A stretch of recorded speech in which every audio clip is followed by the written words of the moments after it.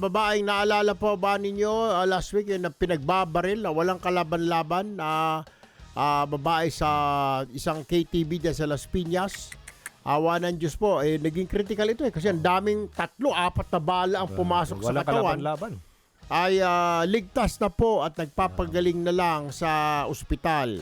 Ang hospital expenses po niya ay sinagot po ng Bacoor City LGU na umabot 700,000 at ang ACT-CIS party list. Narito po ang aming report.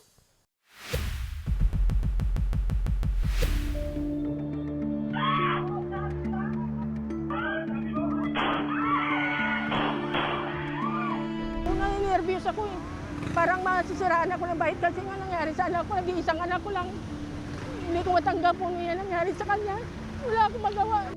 Yan ang hinagpis at pangamba ng nanay ni Nicole, ang isa sa 4 na mga biktima sa insidenteng pamamaril sa isang KTV bar sa Alabang Zapote Road sa Las Piñas City noong nakarang buwan. Nailipat na si Nicole sa recovery room matapos ang ilang araw nitong pananatili sa intensive care unit ng paggamutan. Bukod sa seguridad at kaligtasan nilang mag-ina, ikinatatakot ngayon ni Nanay Rosie ang lubo-lobong babayaran nila sa ospital. Yan naman ang agarang inaksyonan ng ACT-CIS Party List Action Center at Punto Asintado Reload na nag-abot ng tulong pinansyal para sa gamutan ng biktima. Maraming salamat po, Congressman Erwin Tolpo, ACT-CIS Party List.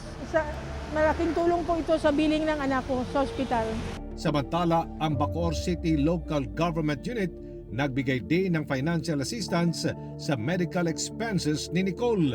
Kinumpirma ng Bacoor City PNP na empleyado nga ng City Hall ang isa sa suspect sa insidente. Yan ay matapos ma-recover sa KTV bar ang isang employee ID at plaka ng sasakyang nakarehistro sa Bacoor LGU. They are employees of the City Hall, considering na I personally know na nakikita ko sila dito sa City Hall. I could not confirm dun sa isa, however, alias boss, I could say na employee siya ng City Hall.